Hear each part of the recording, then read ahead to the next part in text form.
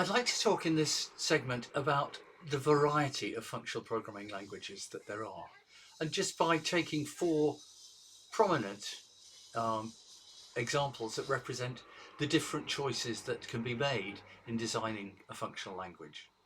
They're all based on the notion of taking an expression, evaluating it, expression built up of functions that you define for yourself, evaluating expressions to values. But beyond that, there's quite a lot of room for disparity, for difference between the languages. So the first choice is between strict and what's called lazy evaluation. In a strict language, there's a predetermined way that expressions get evaluated. To evaluate a function, you evaluate its arguments, and then you evaluate the body of the function, the definition part. That is not necessarily the only way you can do things. You may not need all of the arguments, or if the arguments are themselves complex structures, you may not need all the parts of an argument. So you may evaluate them as needed, or maybe not at all. So a language that does that is called a lazy language, and Haskell is itself lazy, whereas other languages we'll see are strict. So languages can vary in the way that evaluation takes place. A second dimension is about whether the language allows any sort of side effect beyond simply taking an expression to a value. Now, some languages are completely pure. They have all that happens is expressions go to values, but many allow some other things to go on as a part of evaluation.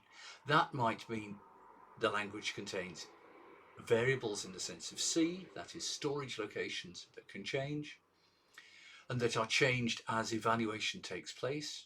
It may mean that as you evaluate, some I/O might happen or an exception might be raised. So there's a question: are side effects allowed?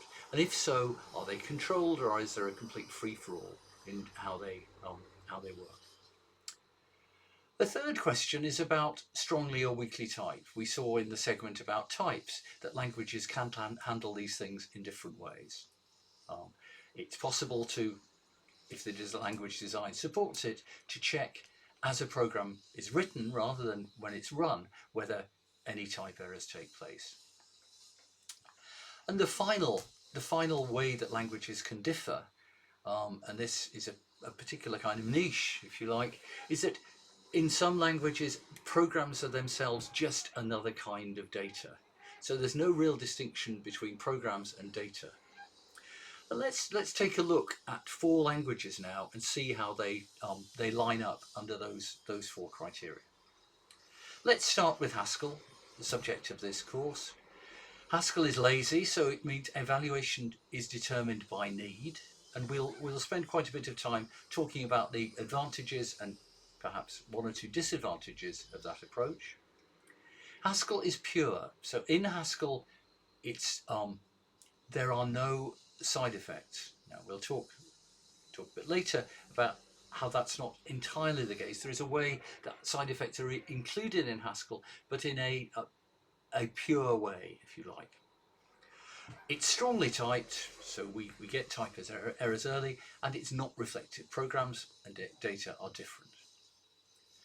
I think right at the start I talked about OCaml, which gets used as a system programming language.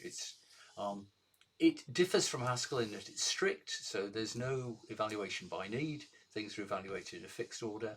It does have side effects. It has updatable variables. It has I/O and so on. But it's still strongly typed, so you do get type errors early, so it's secure in that sense, and it's not reflexive. Types and programs and data are different.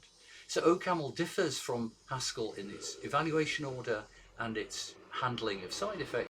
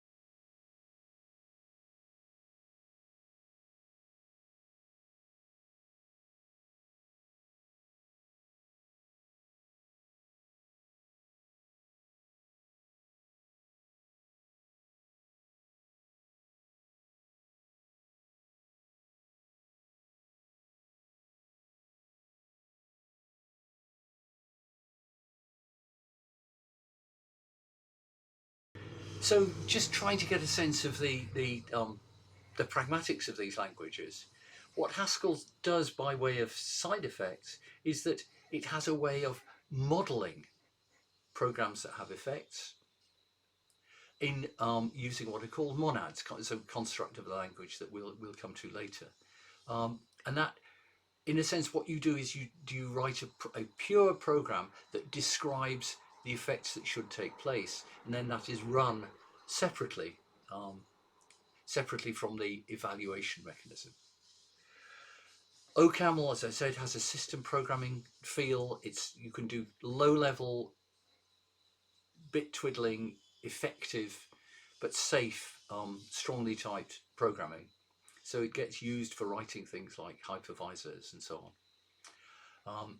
Erlang has, as I've said, it has controlled side effects. It also has an ethos of what's called failing early. If a program is not doing what it should be doing, typically what happens is the program fails, and that failure is handled by a separate part of the system. So you separate normal behavior from abnormal behavior, and what's called a supervisor can come in and deal with situations that are abnormal. So you get that nice separation. And as I say, Lisp is, rather than thinking of Lisp as functional in the style of the others, it's symbolic. But since programs are data, it's impossible to type. Any piece of data can represent a type of. You can't tell the type of value represented by a piece of data, because programs get evaluated to produce data. And indeed, it's difficult to control effects. So it's a bit more of a free-for-all, but it is, in certain types of situation, it's a very, very powerful language to use. So this course is talking about introducing functional programming and talking about it in Haskell in particular. I said in the first session about there being functional aspects to a whole lot of mainstream languages. This segment is here really to talk about the fact that even within functional languages there are quite a lot of differences. But the ethos of using evaluation, the ethos perhaps of having functions as values, is something that's shared across all those different languages.